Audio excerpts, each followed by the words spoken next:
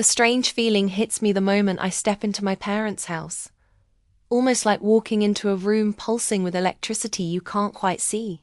The air is too heavy, charged, and restless, like that quiet, watchful pause before a thunderstorm breaks across the sky.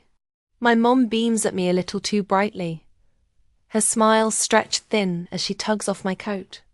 Dad's handshake is stronger than usual, held a shade too long, as if he's reminding me who still carries authority here.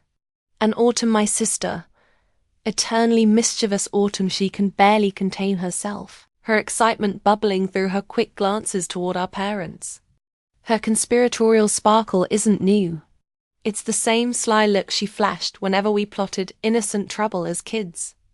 "Sierra, honey, we're so glad you made it," Mom chirps, already maneuvering me toward the dining room like a hostess with an agenda. Her hand presses firmly against my back, guiding rather than greeting. Sunday dinner stretches before me in perfect form. Mum has pulled out her prized china, polished the crystal glasses that live locked away most of the year, set a vase brimming with fresh flowers planted right at the center. It's too orchestrated, too flawless. This is no casual family dinner. Whatever is coming has been carefully staged. I take my usual seat across from Autumn, whose satisfied smile instantly reminds me of childhood pranks, like when she grinned wide just before I unknowingly sat on a whoopee cushion. Dad, impeccably steady, begins carving a roast so tender it falls apart on his knife. Mom moves around distributing mashed potatoes, green beans, and her warm Parker House rolls that smell exactly like they did when I was 10. All feels normal until I spot it. Beside Dad's plate, half hidden under a napkin, a corner of a manila folder peeks out. My stomach knots instantly. "So, how's the clinic?" Mum asks too brightly, using a tone sweeter than necessary. "Still working yourself to exhaustion with those endless hours." "Business is good," I answer coolly, watching Dad's quick glance toward that folder. "We've grown patient volume by 20% this quarter." Autumn lets out a knowing little snort. All those patients and yet a waiting room the size of a broom closet. Someone really should overhaul your office management. And there it is, the puzzle pieces click together faster than I want them to. I already know what's in that folder, and I already dread what's coming. Dad clears his throat loudly, his fork clinking with ominous precision as he sets it down. "Sierra, we've been thinking carefully about the future of your clinic." I freeze mid-bite. My mouth dries instantly. Mom swoops smoothly into the silence, words flowing too perfectly, as though they've been rehearsed in front of a mirror. "Family businesses thrive when family runs them, dear.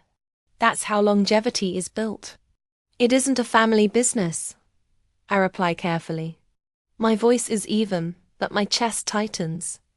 "You built it with our encouragement," Dad interrupts, his eyes hard, his hand sliding toward the folder like it contains a crown he's about to pass down. "And now Autumn has a proposal that benefits all of us." Autumn sits straighter, puffed up with pride like she's accepting an award. "I've drafted a business plan. I'll be your practice manager, handling the tedious stuff while you focus on patients. In return, I keep 25% of the profits."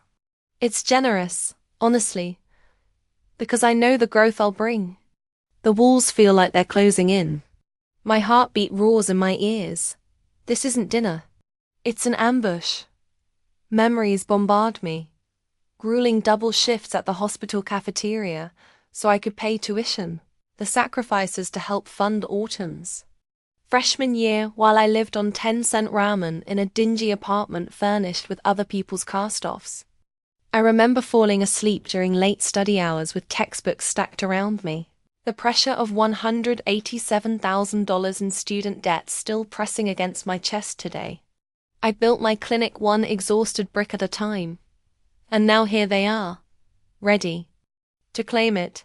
"I already have a clinic manager," I answer, My own calmness surprising me. Mom waves the objection away, as though swatting a fly. But Autumn is a star with people skills. Don't you remember how she charmed Dr. Wilson at your opening? He barely noticed you were even speaking. I remember all right. I remember Dad dismissing my academic awards as book smarts. I remember the photo he insisted on snapping Autumn glowing in my graduation cap and gown, as though the achievement were hers.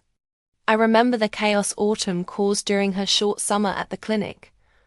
Unauthorized discounts for her sorority sisters, messy scheduling errors that enraged patients, the weeks I worked overtime apologizing for her negligence. Let me see. What's in the folder? I say at last, my tone clipped. Controlled. Dad pushes it across with a smile steeped in smug certainty. Already drawn up by my attorney. Ready for your signature. I can start tomorrow. Autumn squeals, clapping her hands. I already have brilliant redecorating ideas. I set down my glass of water slowly, every motion exact, precise. And then, intentionally echoing Dad's theatrics, I reach under my chair for my own briefcase.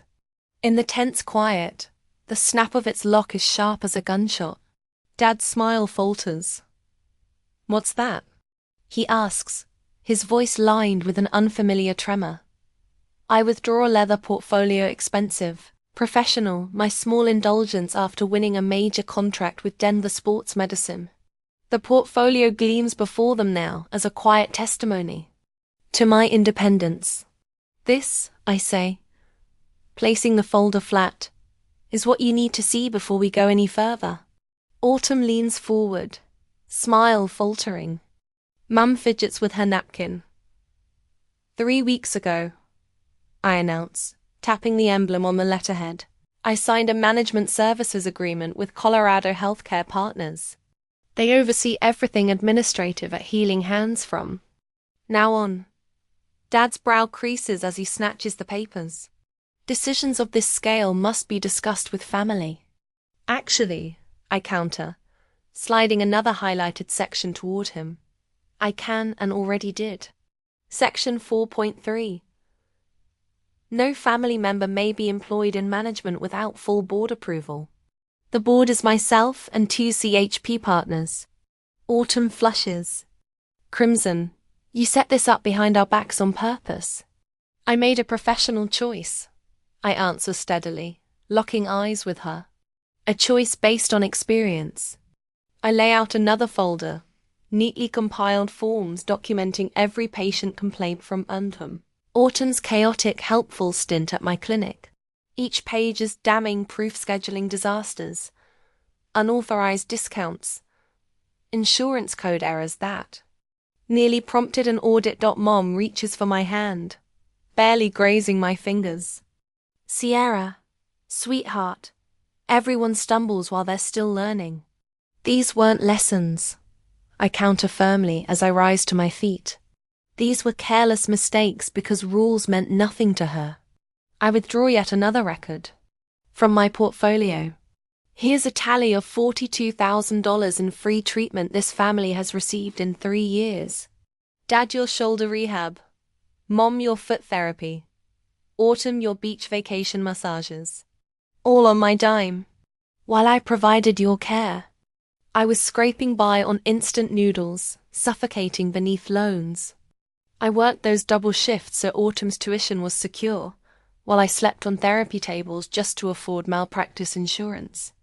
Silence drowns the table. Their arrogant composure collapses under the weight of undeniable evidence. My phone buzzes. A message lights my screen. Did you tell them yet? It's from my trusted clinic manager.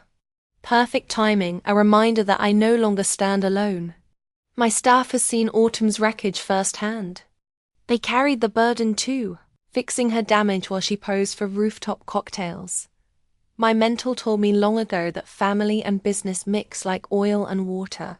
I say, recalling Dr. Winter catching me weeping in a closet after Dad skipped my opening to attend Autumn's event. I should have listened sooner. Deliberately, I begin gathering my documents, sliding them back into my portfolio with the calm precision of a ritual. It centers me, the same tidy order I practice before tense patient procedures. Dad leans forward, voice softer now, shifting from authority to negotiation. We can adjust. 20% instead of 25. A trial run. I close the portfolio. With a firm snap. My clinic is not your piggy bank. It's my career. Mum's hand flies to her throat in one of her most seasoned gestures, perfected over countless dramas, head tilted. Breath catching faintly. Fingers trembling in the most theatrical possible way. But this time, it calms me rather than shakes. Me. Because for once, I hold all the power. Mom's hand flies to her throat, a dramatic gesture she's perfected over years of family conflicts. I never thought you'd put business before family, she whispers. The statement hangs between us, revealing everything wrong with their perspective. In their minds. My success exists to benefit them. My clinic represents not my achievement, but their opportunity. I'm not putting business before family. I reply, my voice steadier than I feel inside. I'm putting boundaries before exploitation. Autumn pushes back from the table, her chair scraping against the hardwood floor. You've always been so dramatic, Sierra, acting like you did everything yourself when we've always supported you. Supported me. I raise an eyebrow. When exactly? Was it during my graduation when Dad was taking photos of you in my cape and gown? Or when Mom told Dr. Wilson I was just the medical person at my own clinic opening? The memories surface like air bubbles in water, quick, sharp, impossible to stop. Once they start rising. Remember my 12th birthday when I got a card while Autumn received a new bicycle? Or my high school valedictorian ceremony when no family members attended because Autumn had a cold? I zip my briefcase closed. Your support has always been conspicuously absent when it mattered. Dad stands now too, his height no longer intimidating. As it was throughout my childhood. You've changed, Sierra. Success has made you cold. No, I meet his gaze without flinching. Success has made me visible and you don't know what to do with a daughter. You can't ignore. I lift my briefcase from the chair, surprised by how light it feels compared to the weight I've carried for years. For the first time since entering their house, I take a deep breath that doesn't hurt my chest. I'll see myself out. I turn toward the door, then pause. Oh, and starting next month, family treatments will be billed at standard rates. Our charity program is reserved for patients who can't afford care, not those who simply prefer not to pay. Behind me, I hear my mother's shocked intake of breath, my father's muttered curse, and Autumn's theatrical sob. But for once, their reactions don't pull me back into the familiar dance of appeasement. I step out into the evening air, where my phone buzzes with another message from my clinic manager. We're all here for you. And for the first time in my life, I truly believe it. That night at my apartment, memories flash back. My 12th birthday falls on a Tuesday in April. Unremarkable except for the math test I aced, and the single card propped against my cereal bowl that morning. 2 weeks later, Autumn turns 10 and receives a gleaming, teal bicycle with streamers on the handlebars and a wicker basket for collecting neighborhood treasures. I watch from our front porch as she circles the driveway, our parents clapping with each wobbly lap. Sierra, take a picture of your sister. Dad calls, tossing me his camera. This is a milestone. I angle the viewfinder to capture Autumn's beaming face, her hair catching sunlight as Dad steadies the bike seat. Mum waves a handkerchief like she's sending off royalty. Remember when I got my first bike? I ask later, helping Mom with dishes, while birthday cake crumbs still dot the kitchen table. She pauses, sponge suspended. You were a practical child. Sierra. You always wanted books instead. But I hadn't. I'd circled bikes and catalogues for 3 years running. High school graduation brings academic honors, valedictorian, science medal, full academic scholarship to Colorado State. The auditorium buzzes with proud parents clutching bouquets and cameras. Arrived 7 minutes after my speech, slipping into back row seats as I returned to mine. Traffic was terrible. Mom whispers when they find me afterward, empty-handed, that we're here for Autumn's dance recital tonight. You're coming, right?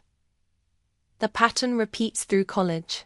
My Dean's List certificates arrive by mail at our family home, while I work double shifts at the hospital cafeteria. The envelopes remain, sealed on the kitchen counter for weeks. When physical therapy school graduation finally arrives, I stand alone after the ceremony until Autumn waves from across the quad. There you are. She grabs my mortarboard. Dad wants pictures of me in this. You don't mind, right? For 20 minutes, I watch my parents photograph my sister wearing my hard-earned cap, their backs to my honors cords and the diploma case clutched in. My hands. Book smarts don't build practices, Sierra. Dad says later, returning my cap without meeting my ease. 4 years after graduation, I'm hunched over my laptop at midnight. The clinic dark except for my office light. Loan statements glare from the screen. $187,000 remaining. The monthly payments larger than my rent. Meanwhile, I've just transferred $1,200 to Autumn for her temporary housing crisis following her 4th job change in 2 years. My own apartment remains furnished with roadside rescues, a coffee table with uneven legs, a sofa that smells faintly of previous owners no matter how much I clean it. The sound of my stomach growling echoes in the empty clinic. The bank manager's voice still rings in my ears from that morning's appointment. Without a cosigner or additional collateral, Miss Bennett, we simply can't approve this business expansion loan. I'd nodded politely, tucking the rejection letter beside the others in my bag, not mentioning that my parents had refused to cosign, but had purchased Autumn a new car the previous month because she needs reliable transportation for interviews. The treatment table becomes my bed that night.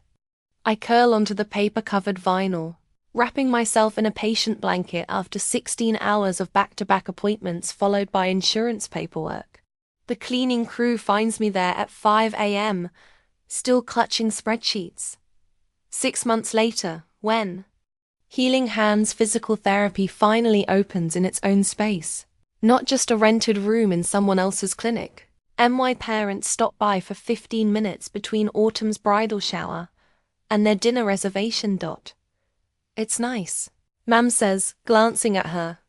Watch like a real doctor's office. Dad peers at my framed credentials. Just remember, it's always about the people, not the degrees. They leave before the small reception begins, missing the champagne toast from my 3-person staff and the ribbon-cutting photo for the local business journal. The summer-autumn decides to help out at the front desk becomes a professional nightmare. Her sorority sisters receive unauthorized discounts, while regular patients find their appointments thrashed or cancelled entirely. Insurance forms pile up unprocessed until late night.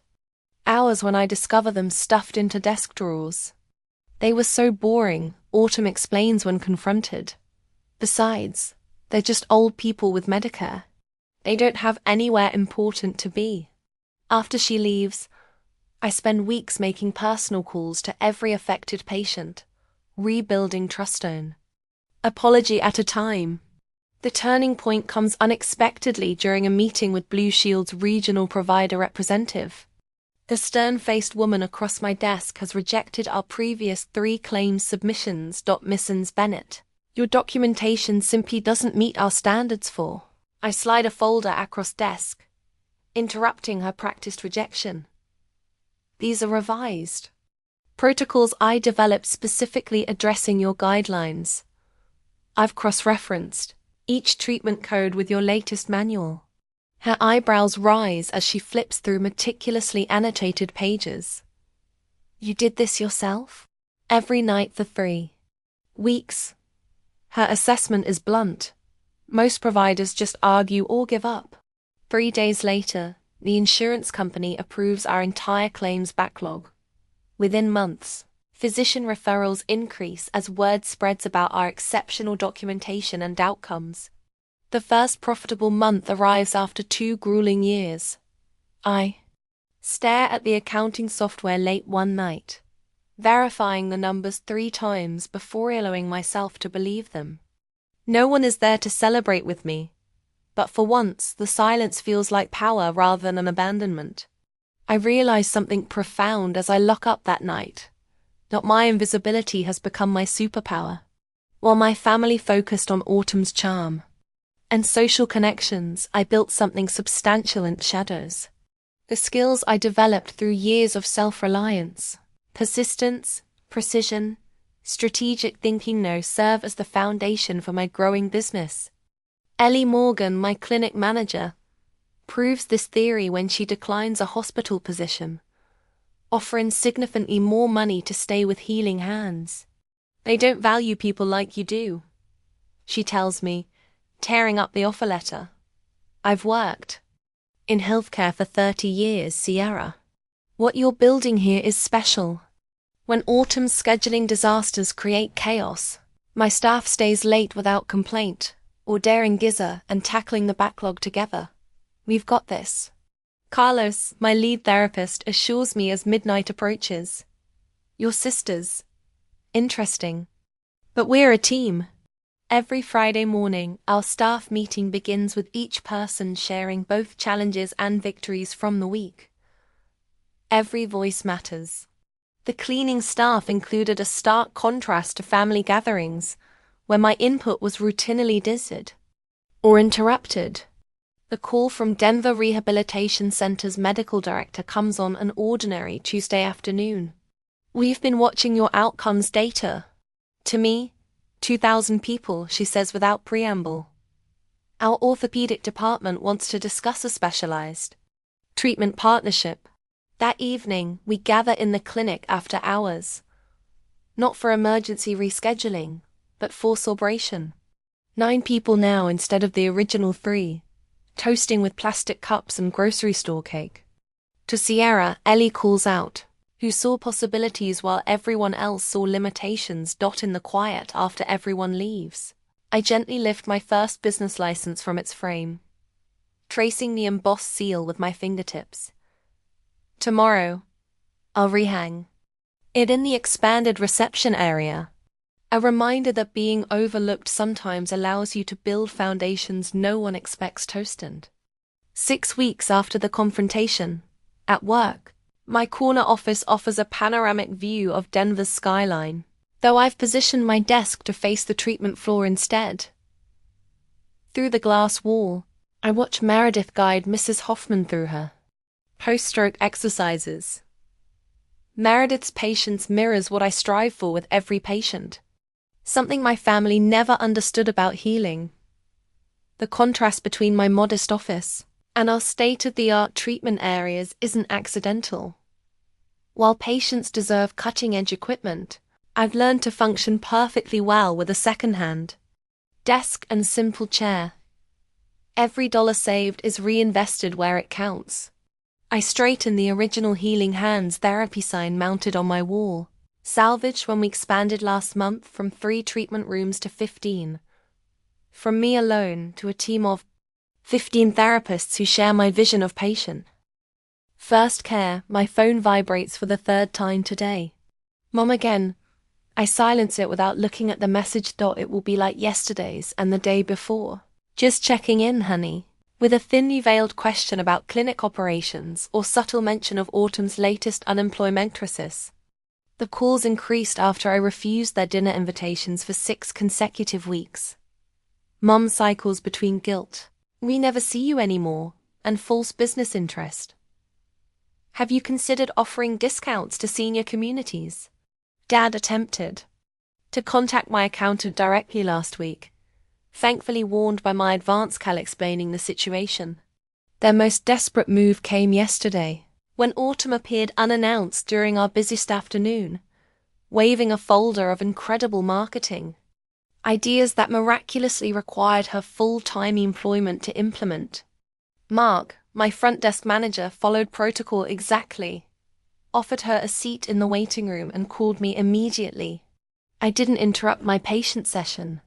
The afternoon sun warms my face as I open my laptop, reading the email I've drafted, deleted, and rewritten 14 times.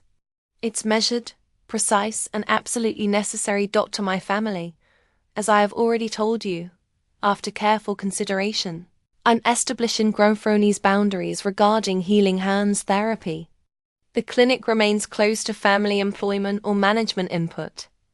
All treatment services will be billed at standard rates. Business discussions are limited to my management team. I remain open to rebuilding our personal relationship, separate from my professional life. Sierra, my finger hovers over send as my office door opens. Carol, my clinic manager, appears with 2 steaming mugs. Thought you might need reinforcements, she says, placing a coffee beside my laptop. I saw the social media post. I raise an eyebrow. Carol slides her phone across my desk. There's my mother's Facebook profile, featuring a photo from my clinic's opening day 3 years ago. Mom stands beside me, arm around my shoulder. A rare moment of apparent support I now recognize was performative. So proud of my daughter Sierra's vision with Healing Hands therapy. We've always believed in her healing touch. Proud mama, family business. The timestamp shows it was posted 20 minutes ago. The hashtag is interesting. Carol says carefully. Family business. The words taste bitter. I click send on my email. They've never paid $1 toward this clinic, never worked an hour here. Never believed it would succeed until it did. Community's noticing the disconnect. Carol says Dr. Reynolds mentioned it last week when he referred that complex shoulder case. I look up. Surprised. Said he always sends patients here because you built something genuine, not handed down or gifted. Carol taps my original business license frame. Said he appreciates how you acknowledge your team instead of bragging about your background. The staff meeting last Friday returns to mind where I credited our growth to the team's dedication rather than my own vision. I'd noticed Autumn's friend, Kimberly, in the waiting room during the meeting, phone suspiciously angled toward our gathering. Which reminds me, I say, pulling up another email. The scholarship fund is approved. Starting next semester, we'll support 2 physical therapy students with demonstrated financial need. Carol smiles. Your mother called that wasteful charity when she overheard us discussing it. Exactly why it matters. I stand, stretching tired. Muscles. Any news from the accountant about their latest inquiry? Your father tried charm, then intimidation. Eventually left when Denise mentioned potential harassment charges. Carol's expression softens. There's something else. She pulls a handwritten note from her pocket. Your mother stopped by during lunch. When I explained you were at the children's hospital clinic, she left this. The envelope bears my name and Mom's perfect cursive. Inside, tear-stained paper contains desperate pleas about family misunderstandings and missing my daughter. The final line requests a family meeting to heal old wounds at their house. Naturally, on their terms. My phone chimes with a text from Autumn.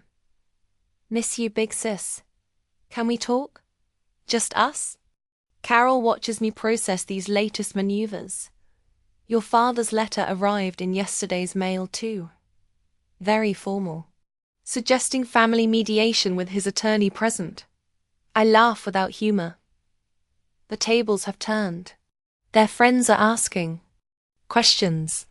Community members are noticing discrepancies between their claims and reality. Through the window, I watch 2 therapists I hired from disadvantaged backgrounds guiding patients with the skill and compassion I'd fostered in our clinic. Culture. The afternoon sun illuminates our expanded treatment floor built from my vision, my labor, my persistence despite years of family dismissal. What will you tell them? Carol asks. I place the note in my desk drawer. Joining other manipulative family. Communications I've documented meticulously. When they're ready for a relationship that doesn't involve exploiting my success, I say, I listen. Until then, my priority is protecting what I've built. In the waiting room beyond my office, I notice a familiar face. One of Autumn's sorority sisters who received unauthorized discounts last year. Today, she waits patiently. Insurance card in hand. Respect in her expression where anti-lamentance lived. The facade is crumbling. Finally, 2 weeks later, the morning air carries the scent of fresh coffee and possibilities. I arrive at Cornerstone Cafe 20 minutes early. My chosen battlefield neutral territory with just enough ambient noise for privacy without isolation. I select a corner table with clear sightlines to both entrances and settle into a chair facing the door. Old habits from years of watching. For their approval. I arrange my leather portfolio precisely in front of me, its weight reassuring. Inside rests every text, email, and financial record documenting our entangled history. Evidence collected not with malice, but with the same methodical care I apply to patient treatment plans. Can I get you something while you wait? The barista approaches with a genuine smile, notepad ready.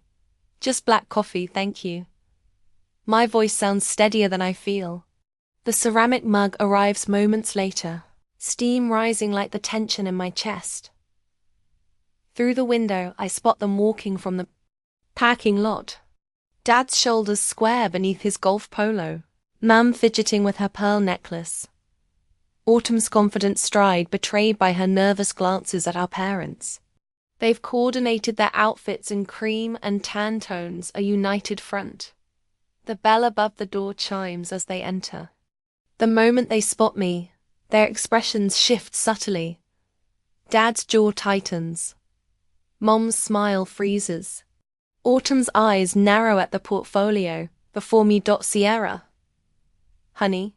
Mum reaches to hug me, but I remain seated, forcing her to awkwardly pat Miss Holder.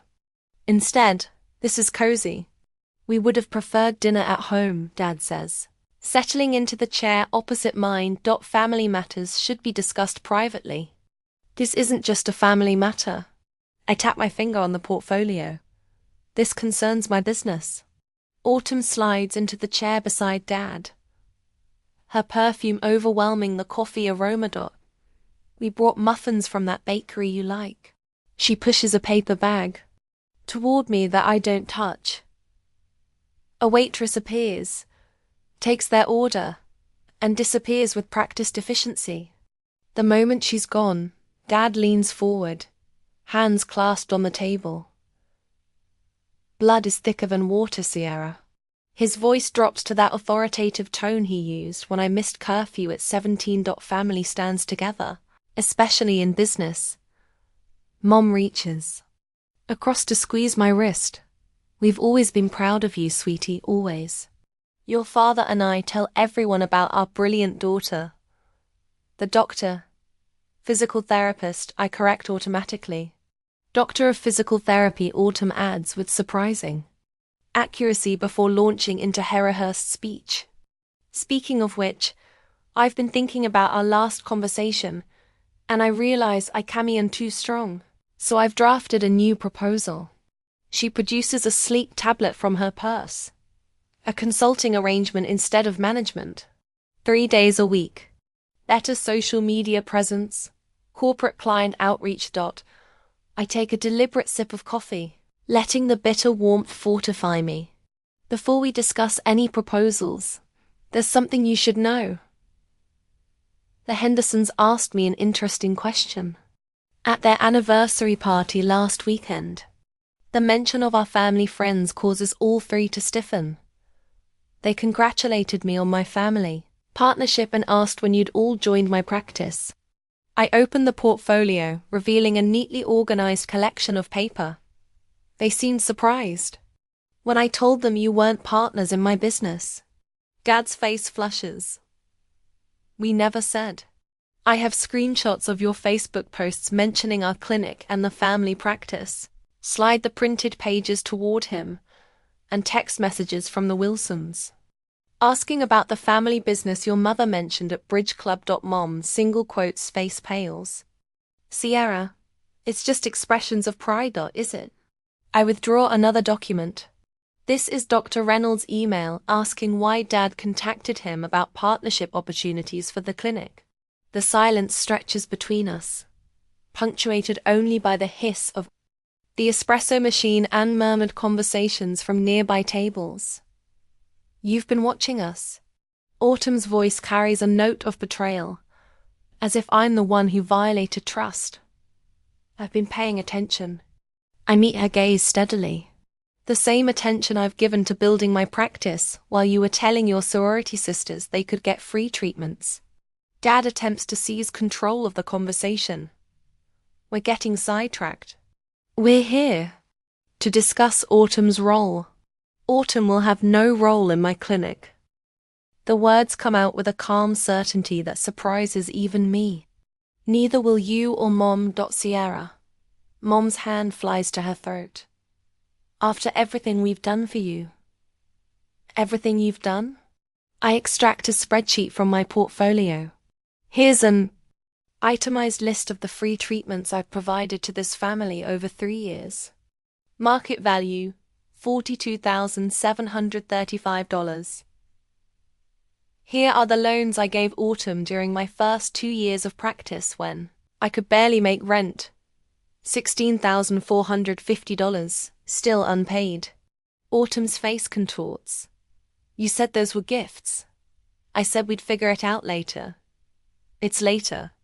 Dad's businessman mask slips for the first time.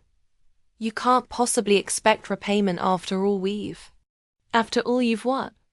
I cut him off. Voice level, but firm. After you missed my doctoral hooting ceremony for Autumn's sorority fundraiser. After you told Dr. Wilson I was playing at business until I found a husband. After you dismissed my clinic opening as just another job. I placed my palms flat on the table, studying myself. These are my terms for any future relationship. First, my business decisions are mine alone. No input, no suggestions, no contacts with my colleagues. Second, any treatments for family will be billed at standard rates. Third, no more describing yourselves as partners or owners in my business. Mom's artificial composure crumbles. Tears welling in her eyes. Genuine ones this time, not the performance. Drops she typically deploys. You can't mean this, she whispers. We're family. Family respects boundaries, I answer. Family celebrates achievements instead of trying to claim them. Dad's face darkens with frustration. This is absurd. We never thought you'd actually succeed on your own. We were trying to help. Secure your future. The truth slips out so easily, so naturally, that he doesn't even seem to realize what he's admitted. After all these years, all my work, all my sacrifices, they never believed in me. Autumn's carefully constructed mask falls. Completely. It's not fair, she hisses. You get everything. The respect, the fancy title, the business. What about me? I'm stuck in a cubicle while you play hero in your precious clinic. There it is. The raw envy beneath the manipulation. The resentment beneath the charm. I close my portfolio with a decisive snap and stand. I built everything I have while supporting this family emotionally and financially. I'm not playing at anything, and I'm done being invisible. Cack. I leave exact change for my coffee on the table and walk away. Behind me, I hear Mum's quiet sobs. Dad's harsh whisper to Autumn, the scraping off chairs, but I don't look back. For the first time in my life, I'm moving forward without checking if they approve. The weight of their expectations falls from my shoulders with each step, and I walk into the sunlight standing taller than when I arrived. I stand at the picture window of my expanded clinic, watching the afternoon light paint golden highlights across the Denver skyline. 1 year has passed since that fateful Sunday dinner, and the view before me mirrors the transformation within. Dr. Bennett, you're 3. A clock is ready. Melissa, my lead therapist, appears at my side, clipboard in hand. It's Mrs. Abernathy's final session. Perfect timing. I smile, genuine warmth spreading through my chest. The waiting room bustles with activity, a stark contrast to the cramped space where I began. Now, patients sit in comfortable chairs beneath framed community service awards that have joined my original business license on the wall. The waiting list for new patients stretches 2 months out, a testament to the reputation we've built. Mrs. Abernathy, an elderly woman with bright eyes and a spine curved from decades of hard work, beams as I enter the treatment room. There she is. She announces to no one in particular, the miracle worker herself. I laugh, setting her chart aside. The miracle was your dedication to the home exercises. Nonsense, she waves a weathered hand. My grandson says you're the best in Denver, and that boy researches everything. As I guide Mrs. Abernathy through her final stretches, I catch my reflection in the treatment room mirror. The tight shoulders and defensive posture that once characterized my stance have softened. I stand taller now, grounded in my worth. Later, I welcome 3 new graduates to my mentorship program. They gather around the conference table, eyes bright with the same determination that once fueled me midnight study sessions. The most important thing I can teach you isn't a technique, I tell them, perching on the edge of the table. It's knowing your value. In this profession, you'll give constantly. Make sure what you're giving is respected. After they leave, I review the latest figures for our pro bono program serving underserved patients. The initiative now comprises 15% of our practice, a percentage that would have terrified last year, but now fills me with purpose. My phone buzzes with a text from Leah, my closest friend and leader of all professional women's support group. Ready for tonight? Your turn to share. A flutter of nervousness dances through my stomach. Tonight marks the first time I'll publicly share my full journey, family struggles included. The thought both terrifies and liberates me. Before leaving, I check my personal email.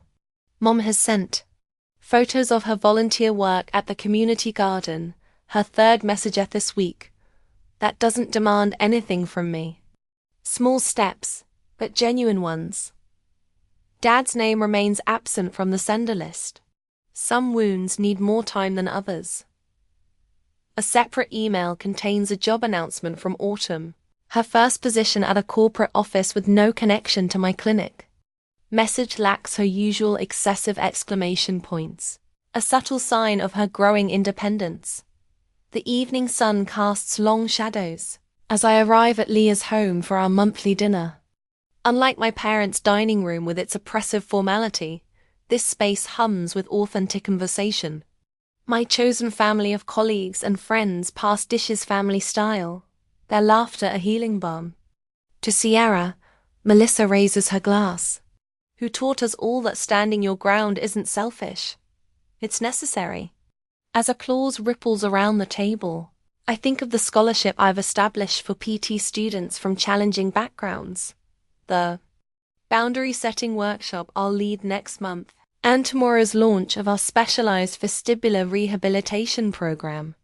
When dinner concludes, I step onto Leah's back porch. The mountains rise majestically against the horizon, steadfast and immovable, much like the boundaries I've learned to maintain. You look peaceful, Leah says, joining me. I am. I breathe deeply. I finally understand that I can heal my patients without sacrificing myself in the process. Tomorrow, I'll treat an elderly man with the same care I once lavished on family members, who took without gratitude the differences. He'll look me in the eye and say thank you, and I'll know I've been seen. I'm Sierra Bennett. I whisper to the mountains, and I heal people who value the healing.